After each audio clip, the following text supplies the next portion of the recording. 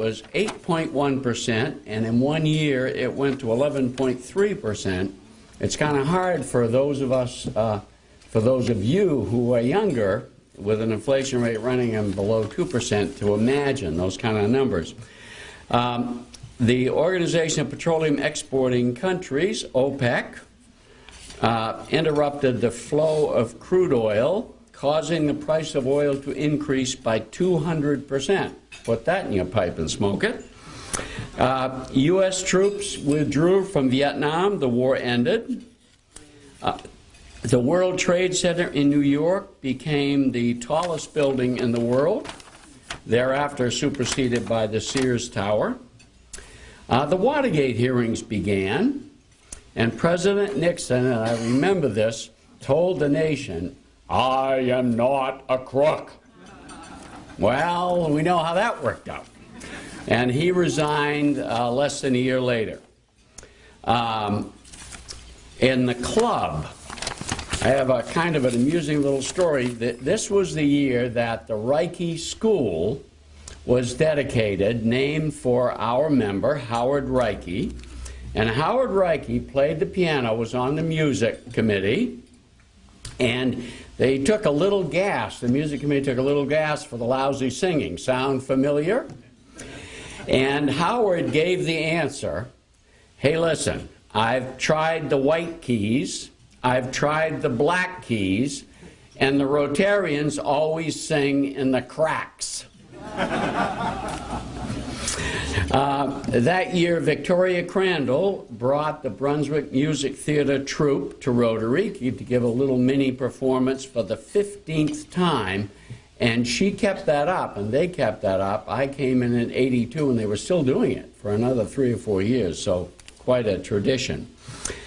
We had a speaker who was the second in command of the Salvation Army worldwide, and he said, "Every Salvationist has a commitment to do something about it when faced with human need." And several members of the Salvation Army Advisory Board were there who were members of the club, and they still are. Ralph Tully, Paul's dad, was prominent at the head table. Where are you? There he is. Member Fred Pape was in charge of the United Fund, the campaign chair that year. Austin Harris, are you here, Austin? I don't think so today. Anyway, Austin was recognized for 11 years of perfect attendance.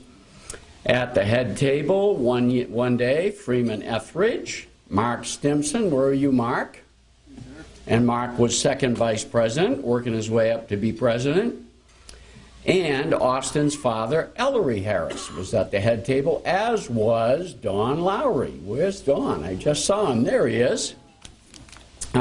John Houghton was asked to take off his red ribbon. Today it's a red circle, but was asked to take off his red ribbon as a new member.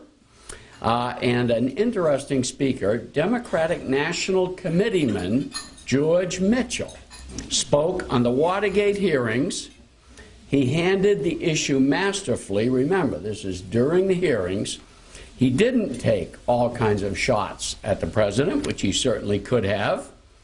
He said it was a culmination of many years of political chicanery by both parties. And he called for the following reforms: spending limits on campaigns, public disclosure of campaign contributions, disclosure yearly of personal assets, and exploring public financing.